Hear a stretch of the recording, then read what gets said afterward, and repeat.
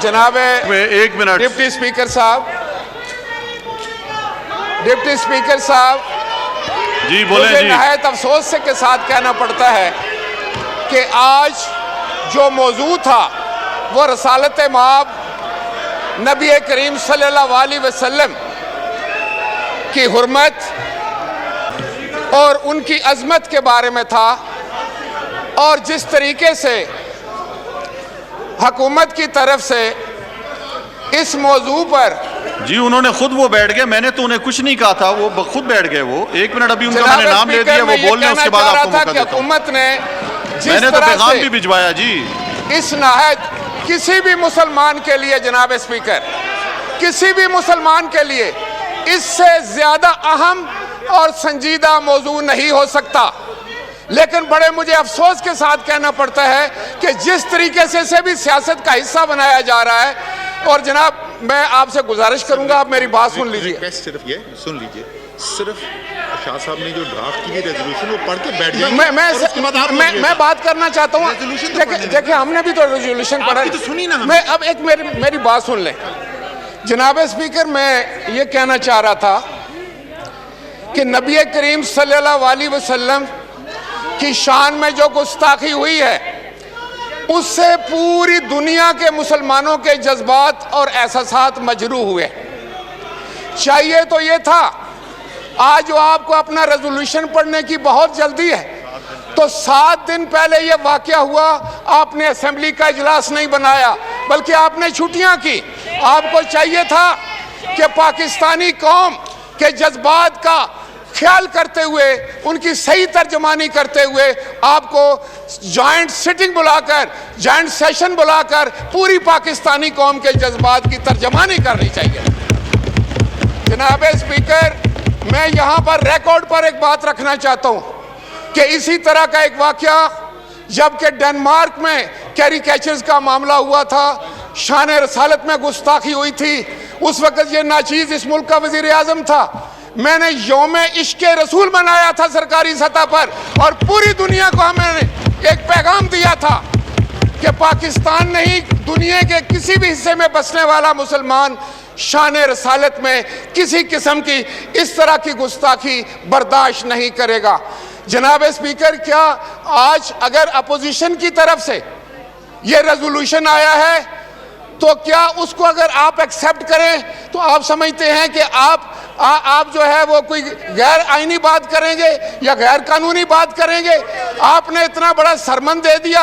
और देखिए मौजू क्या है, मौजू ये है कि हमारे नबी करीम सल्लल्लाहु अलैहि वसल्लम की शान में गुस्ताखी हुई है, और इस हाउस ने पूरी कौम के 22 करोड़ लोगों की तर्जमानी करनी है, दुनिया के करोड़ हा लोगों के जज्बात की तर्जमानी करनी है। मुझे बहुत अफसोस के साथ कहना पड़ता है, और मैं कुरैशी साहब से ये बात एक्सपेक्ट नहीं कर रहा था। ये वजीर खारजा साहब हैं और इनको चाहिए था कि कम से कम इस मामले पे ये शोर गोगा ना करवाते, ना आवाज़ें कसते, ना इन पर आवाज़ें कसे जाते। तो जनाब स्पीकर, मेरी आपसे ये गुजारिश है कि ख्वाजा आसिफ साहब ने अपोजिशन की तरफ से जो रेजोल्यूशन पेश किया है उसको मनोअन जो है उसको मंजूर कराएं, उस पर वोटिंग कराएं, और अगर हुकूमत उस पर वोट नहीं देना चाहती, मैं नहीं समझता कि कोई मुसलमान, दुनिया का कोई मुसलमान जो है इस रेजोल्यूशन पर को वोट नहीं करेगा। वजीर मजहबी अमूर यहाँ पर तशरीफ फरमा है, ये हमारे भी मजहबी अमूर रहे हैं, इनसे पता कीजिए कि हमने कितना सख्त एक्शन लिया था, और मैंने सारी दुनिया से मुखालफत मूल लेकर यूट्यूब को बंद कर दिया था कि उसने ऐसा मवाद क्यों जो है वो नबी करीम सल्लल्लाहु अलैहि वसल्लम की शान में गुस्ताखी क्यों कर हुई। ये तो रिकॉर्ड की बातें हैं। आप जो है यहाँ भी सियासत कर रहे हैं, यहाँ भी लफ्जों की आप हेरा फेरी कर रहे हैं, यहाँ भी हमें दुश्मनाम दे रहे हैं, यहाँ भी अपोजिशन को मुर्दे इल्जाम, और 7 दिन आप सो रहे थे, आपके इल्म में ये बात नहीं थी। आज आप आकर फौरी तौर आपने सारा पूरा हाल जो है उसको आसमान अपने सर पर उठा लिया है, पूरी दुनिया के सामने एक जो अजीब किस्म की बात कर रहे हैं। तो मेरी ये आपसे दर्दमंदाना अपील होगी और हुकूमत से भी कि ये जो रेजोल्यूशन ख्वाजा मोहम्मद आसिफ साहब ने पढ़ा है ये बिल्कुल मौजू है, ये सारे पाकिस्तान के लोगों के जज्बात की अक्कासी करता है। पूरी दुनिया के मुसलमानों की जज्बात की अक्कासी करता है। मेहरबानी फरमाकर सही जी। इसको यूनानी मसली मंजूर सही किया जी। जाए। बहुत जी शुक्रिया। शाह महमूद कुरैशी साहब। जनाब स्पीकर,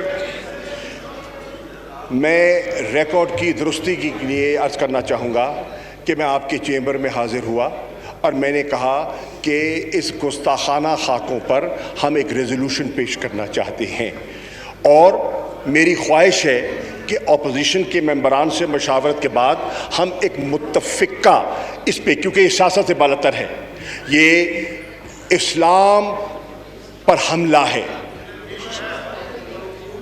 हज़रत मोहम्मद मुस्तफ़ा सल्लल्लाहु अलैहि वसल्लम की ज़ात को निशाना बनाया गया है। इस पर कोई सियासत ना है, ना हो सकती है, ना होनी चाहिए।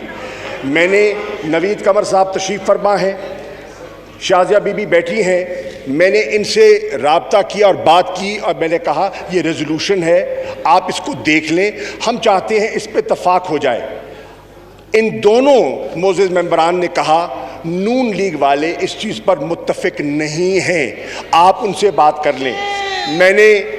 इन्होंने नून लीग ने इख्तलाफ किया और जब मैंने कहा कि नून लीग वालों से भी बात करने के लिए तैयार हैं, क्योंकि ये सियासत से बालतर है, क्योंकि ये पूरी 1.5 अरब जो मुस्लिम आबादी है ये उनके जज्बात की अक्कासी करता है ये करारदाद, और ये ऐवान उसको पेश करना चाह रहा है। बदकिस्मती से आपने देखा कि उनकी गुफ्तगू आप सुने, पूरा हाउस रिकॉर्ड की बात है, पूरा मीडिया बैठा था, इन्होंने करारदाद से हटकर इन्होंने हर सियासी गुफ्तगू की, यहाँ इन्होंने नंबर्स की बात की, इन्होंने कोरम की बात की। अगर करारदाद में आपको दिलचस्पी होती, अगर आपको करारदाद में दिलचस्पी होती तो आपका मौजूए सुखन सिर्फ गुस्ताखाना खाकों की करारदाद होती, लेकिन ये नहीं था। इन्होंने हर चीज़ में सियासत करनी है। बहरहाल नियतों के राज अल्लाह जानता है। मैं करारदाद पेश करता हूँ।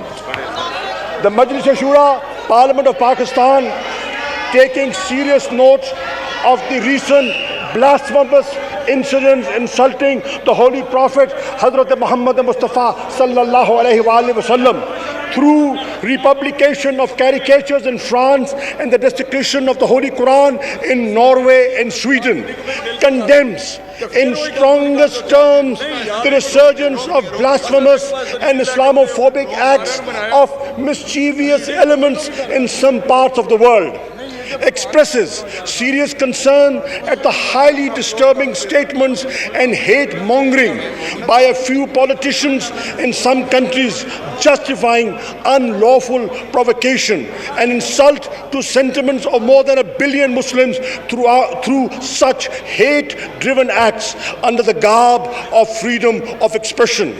Recognizes that the exercise of the right to freedom of expression carries with it special duties and responsibilities, and that the dissemination of racist ideas, defamation and ridicule of other religions, hate speech, incitement to violence, hurting or insulting cannot be justified as legitimate exercise of this fundamental freedom.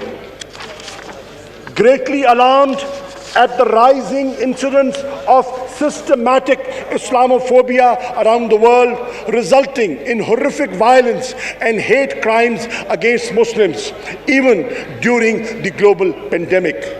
Recognizing with serious concern that Islamophobia has taken many forms, including denigration of the Holy Prophet Hazrat Muhammad sallallahu alaihi wasallam, discussion of the Holy Quran, negative profiling by security agencies, killing of innocent people by cow vigilantes, attack on women for wearing hijabs, ban on minarets, negative propaganda and disinformation campaigns by some media groups, manifestos of far-right and neo-fascist parties that call for expulsion of Muslims, etc.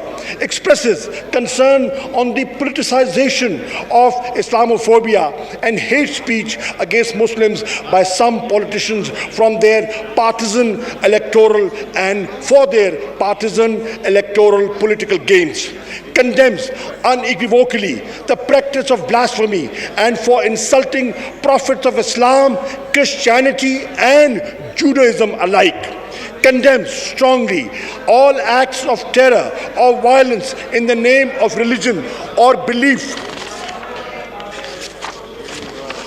deplores equating of Islam and Muslims with terrorism, which goes against the international consensus and spirit of mutual respect and peaceful coexistence.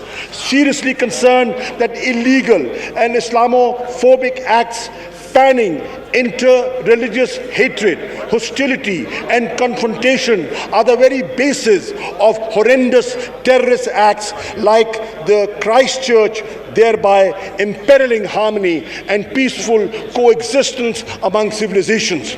Appreciates the efforts undertaken by Pakistan and the United Nations and other multilateral fora for combating intolerance, stigmatization, negative stereotyping and discrimination on the basis of religion or belief, and also in highlighting the negative consequences of Islamophobia on the enjoyment of all human rights of Muslims. With the intention of effectively addressing the issue of Islamophobia, urges the government to work